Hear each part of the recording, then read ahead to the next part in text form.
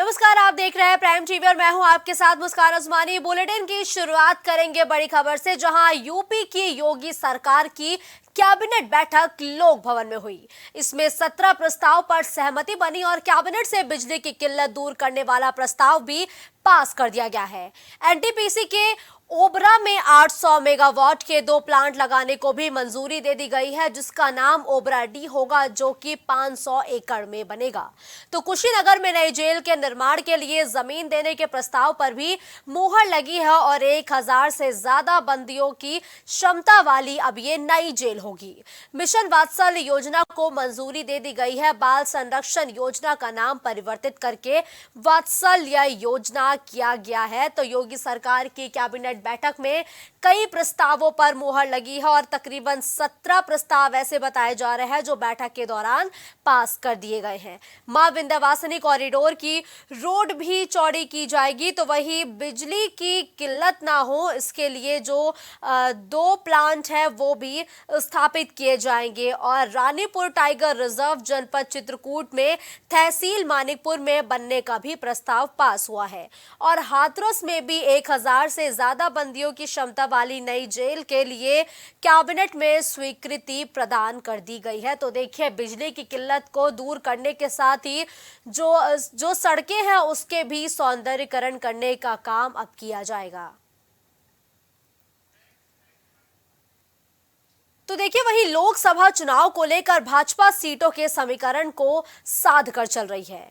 UP के 80 सीटों पर बीजेपी का खास फोकस और कौन सी पार्टी का वर्चस्व किस सीट पर अच्छा है और कैसे उसको साथ ला सके, इसको लेकर रणनीति बनाई जा रही है।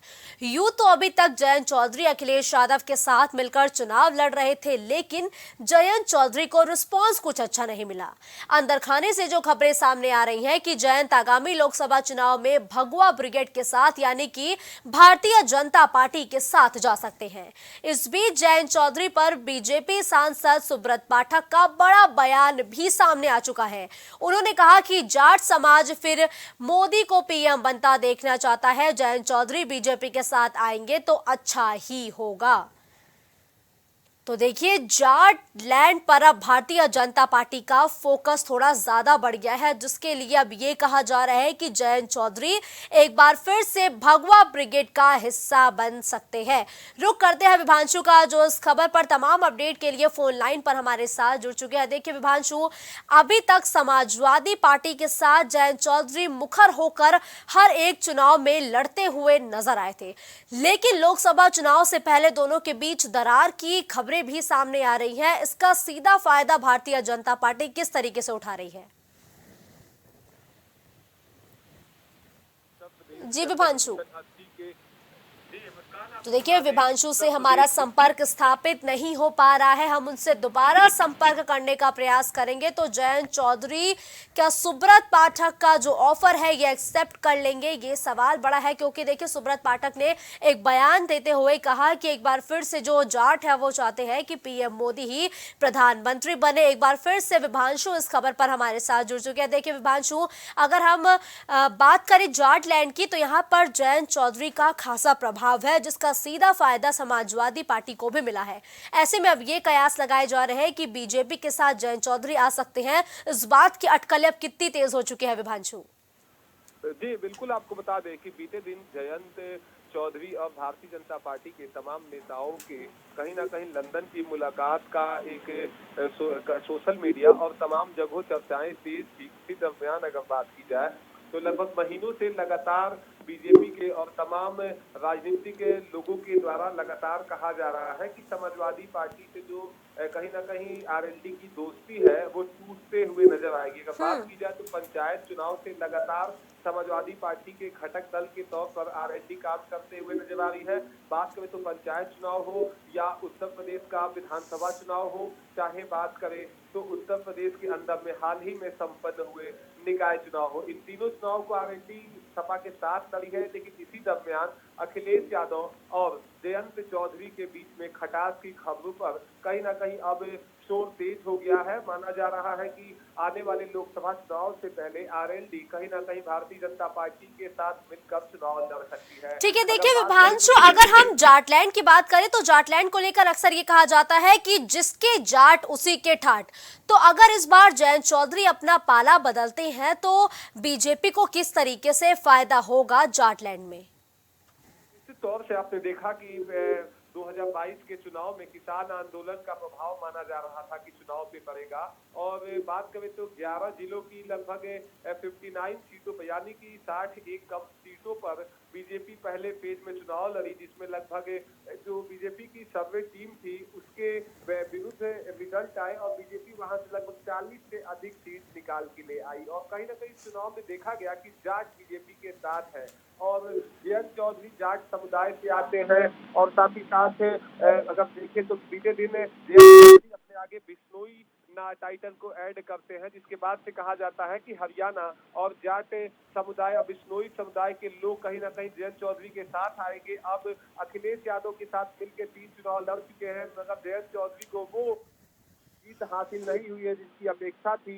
और बीते ही दिन कहीं ना कहीं आरएलडी से प्रदेश की पार्टी होने का दर्जा छिना है, इसका कहीं ना कहीं वजह था जनाधार में घटोतरी। तो माना जा रहा है बिल्कुल सही कहा आपने। देखिए विभांशु, अगर जयंत चौधरी अपना पाला बदलते हैं तो उसका सीधा खामियाजा समाजवादी पार्टी को उठाना पड़ सकता है। धन्यवाद इस खबर पर हमारे साथ जुड़ने के लिए।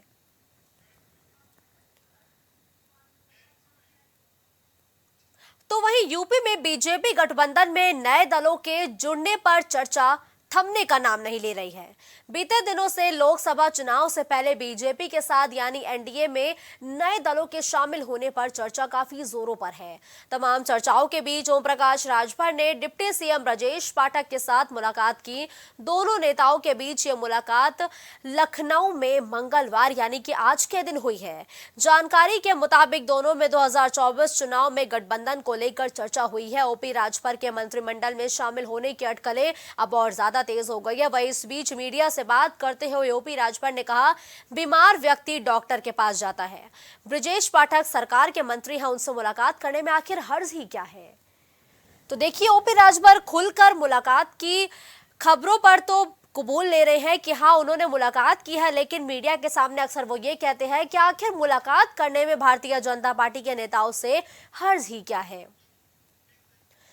रुक करते हैं विवेक का, जो इस खबर पर तमाम अपडेट के लिए हमारे साथ फोन लाइन पर जुड़ चुके हैं। देखिए विवेक, ओपी राजभर लगातार भारतीय जनता पार्टी के नेताओं के कनेक्शन में है। कभी वो मुलाकात करते हैं तो कभी गुपचुप तरीके से दिल्ली में उनकी बैठक होती है। तो आज ओपी राजभर ब्रजेश पाठक से मुलाकात करते हुए नजर आए। इस मुलाकात का मुख्य विषय क्या माना जाए और इस मुलाकात के बाद से सियासी गलियारों में चर्चाएं कैसी हैं? देखिए पहली बार नहीं है जब ओम प्रकाश राजभर भारतीय जनता पार्टी के किसी नेता के कितने करीब देखे गए हों। इसके पहले भी सूबे के डिप्टी सीएम ब्रजेश पाठक के साथ वो सार्वजनिक तौर पर देखे जा चुके हैं। मंत्री दयाल शंकर सिंह के साथ वो देखे जा चुके हैं। और बताया जा रहा है कि बसपा में जब आज डिप्टी सीएम बने ब्रजेश पाठक तब बसपा में थे, उस समय से उनके ताल्लुकात बने आ रहे थे। और जिस तरीके से वो अपनी बातों के इशारों से समझाने का प्रयास कर रहे हैं, कहीं ना कहीं अगर देखा जाए तो सियासी गलियारों में इसकी बात चर्चा पहले से है कि एनडीए में तो भाजपा शामिल हो सकती है। कुछ सीटों को लेकर रस्साकसी बनी हुई है। ऐसे में जब चुनाव के पहले इस तरीके की मुलाकातें होती हैं दो पार्टियों के नेताओं के बीच, तो तमाम ऐसी अटकलें लगाई जाती हैं कि इन बातों की चर्चा हुई या फिर उन बातों पे चर्चा हुई। लेकिन देखिए विवेक, मुलाकातों का तो दौर लगातार जारी है। जो ओपी राजभर है वो लगातार मुलाकात करते हुए नजर आ रहे हैं भाजपा के नेताओं से। ऐसे में पेच कहां फंसा हुआ है जो गठबंधन पर खुलकर सहमति नहीं बन पा रही है? देखिए अगर बात की जाए तो भारतीय जनता पार्टी अपने सहयोगी दलों के अलावा भी अन्य सहयोगियों का भी साथ ढूंढ रही है, इसमें कोई दो राय नहीं है। तो राष्ट्रीय लोकदल को भी अप्रोच कर रही है और सुभाषपा भी लगातार उसी अप्रोच में शामिल हो रही है। अगर बात करें तो पूर्वांचल की जिन 28 सीटों पे ओम प्रकाश राजभर अपना दम भरते हैं कि बिना उनके पूर्वांचल की सीटें निकालना मुश्किल होगी। कहीं ना कहीं भारतीय जनता पार्टी राजभर की पार्टी को साथ लेकर पूर्वांचल की राजनीति को लोकसभा चुनाव में बुलाना चाहती है, लेकिन अपने हिसाब से टिकटों का जो फॉर्मूला है, सीटों के बंटवारे का फॉर्मूला है, उसको सेट रखना चाहती है। ठीक है, धन्यवाद विवेक इस खबर पर हमारे साथ जुड़ने के लिए।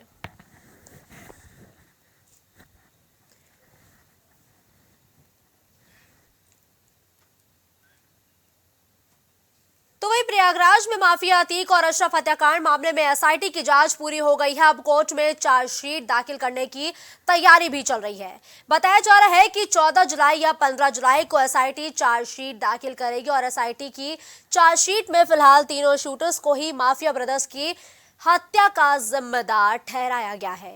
एसआईटी की जांच में खुलासा हुआ है कि हत्याकांड वाली जगह सबसे पहले शूटर लवलेश तिवारी गया था। उसने 9:10 पर कॉलविन हॉस्पिटल में एंट्री की थी। ठीक 12 मिनट बाद शूटर सनी सिंह और अरुण मौर्य हॉस्पिटल पहुंचे थे और एसआईटी ने मौके से सीसीटीवी फुटेज से तीनों शूटर्स के पल पल के मूवमेंट की जानकारी भी इकट्ठा की थी। हत्याकांड से जुड़े वैज्ञानिक साक्ष्य को भी एसआईटी ने कलेक्ट किया है और एसआईटी के जांच में अभी तक तीनों शूटर्स के अलावा किसी अन्य की भूमिका साफ नहीं हुई है।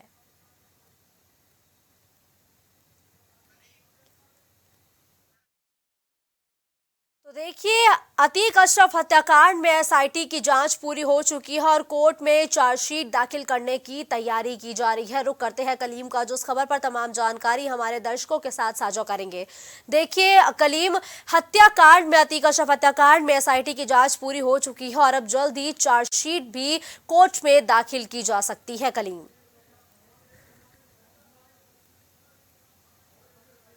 जी। कलीम, इसमें तीन लोग शामिल थे, लवलेश, सनी और अरुण।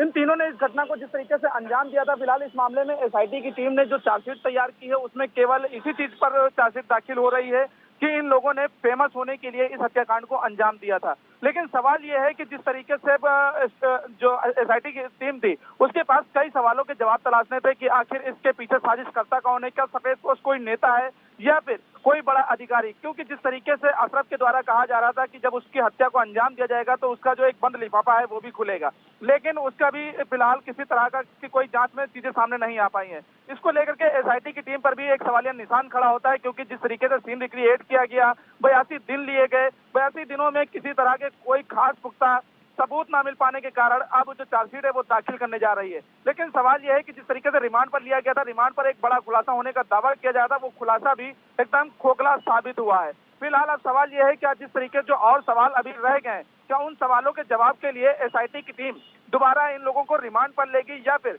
आखिर आधी अधूरी जांच के साथ एसआईटी अपनी रिपोर्ट कोर्ट में पेश ही क्यों कर रही है?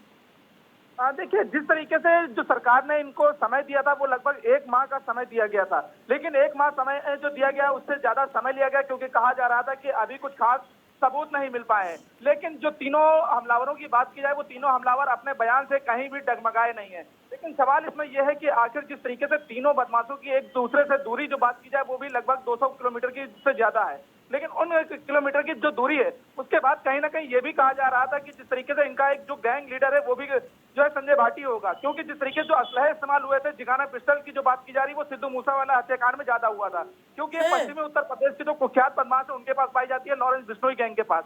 फिलहाल लॉरेंस बिश्नोई की तरफ भी जो इशारा जा रहा था उसमें भी किसी खास नतीजे पर फिलहाल जो एसआईटी की टीम है या फिर जो एसटीएफ है वो भी नहीं पहुंच पाई है। तो इसमें बिल्कुल कलीम, यानी कि अभी तमाम का ये ऐसे सवाल है जिसके जवाब एसआईटी अपनी इस रिपोर्ट में नहीं दे पाई है और आधी अधूरी रिपोर्ट को कोर्ट के सामने दाखिल करने की तैयारी में है एसआईटी। धन्यवाद इस खबर पर हमारे साथ जुड़ने के लिए।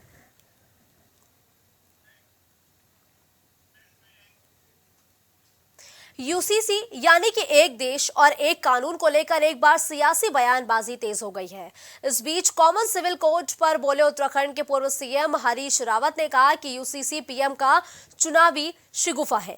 साथ ही विपक्षी एकता से ध्यान भटकाने के लिए यूसीसी का शिगुफा लाया गया है। महंगाई, बेरोजगारी, कुपोषण और अमीर गरीब के बीच खाई बांटने के अलावा महिला उत्पीड़न में अब देश की तुलना अफ्रीकी देशों से भी होने लगी है। चीन देश की जमीन पर कब्जा कर रहा है। इन सब मुद्दों से ध्यान भटकाने के लिए डरे हुए पीएम ने यूसीसी का नया शिगुफा छोड़ा है। एकता की धुरी राहुल गांधी जी हैं, जो श्री मल्लिकार्जुन खड़गे कांग्रेस है।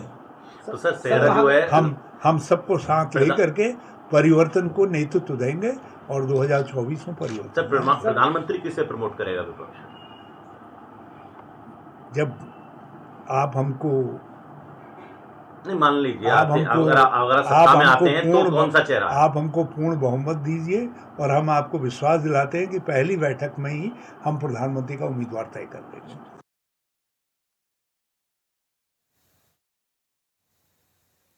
औरैया में लगातार हो रही बारिश से यमुना नदी का जलस्तर धीरे धीरे बढ़ता जा रहा है। राजस्थान के कोटा बैराज और हथनीकुंड डैम से पानी छोड़े जाने से यमुना नदी का जलस्तर लगातार अब बढ़ने लगा है। जलस्तर बढ़ने से बाढ़ की संभावना भी बढ़ जाती है। वहीं केंद्रीय जल आयोग ने बराबर यमुना नदी के जलस्तर बढ़ने को लेकर निगरानी की जा रही है। जिलाधिकारी नेहा प्रकाश ने जानकारी देते हुए बताया कि बाढ़ प्रभावित क्षेत्रों में जिला प्रशासन द्वारा निगरानी की जा रही है। वहीं समिति बैठक की गई है जिसमें डीएम ने सभी को निर्देश दिया है। बाढ़ क्षेत्रों में तैयारियां पूरी कर ली गई हैं। बाढ़ निगरानी के लिए चौकियां भी बनाई गई हैं और खाद्यान्न की भी व्यवस्था पूरी की गई है। निचले स्थान पर बसे गांवों का प्रशासन ने निरीक्षण कर लिया है और निपटने के लिए जिला प्रशासन पूरी तरीके से अलर्ट है। क्या क्या प्रशासन द्वारा व्यवस्था की गई है? प्रशासन द्वारा बाढ़ के लिए सारी तैयारियां पूरी की जा चुकी हैं। अगर बाढ़ आती है तो उसके लिए जो भी व्यवस्थाएं करानी है वो सारी हो चुकी हैं। हमारे यहाँ जनपद पे बाढ़ स्टीयरिंग कमेटी की बैठक हो चुकी है, कंट्रोल रूम की स्थापना हो चुकी है, बाढ़ चौकियों पे ड्यूटी भी लगाई जा चुकी है और जो टेंडर होते हैं राहत सामग्री का वो भी किया जा चुका है। तो हम सक्षम है किसी भी स्थिति से निपटने के। क्या जो चौकियाँ बनाई हैं इनमें कोई कंट्रोल रूम के नंबर जारी किए? कंट्रोल रूम का नंबर भी जारी है और बाढ़ चौकियों पर ड्यूटी भी लगाई है।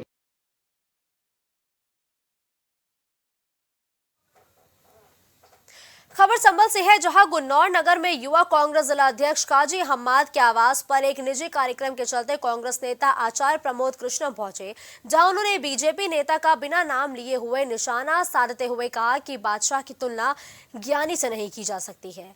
हालांकि उन्होंने सामान्य नागरिक संहिता के सवाल को लेकर वो थोड़ा सा बचते हुए भी दिखाई दिए। उन्होंने राहुल गांधी को लेकर कहा कि सदस्यता खत्म होने से कहीं सियासत खत्म नहीं होती है।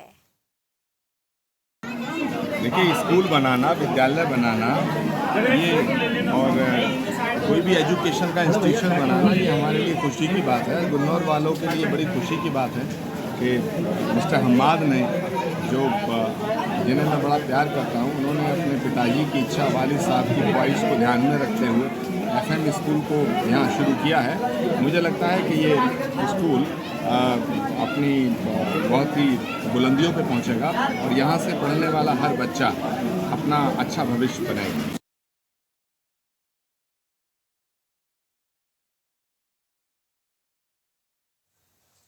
इस बुलेटिन में फिलहाल के लिए बस इतना ही। देश और दुनिया की तमाम बड़ी खबरों के लिए आप देखते रहिए प्राइम टीवी।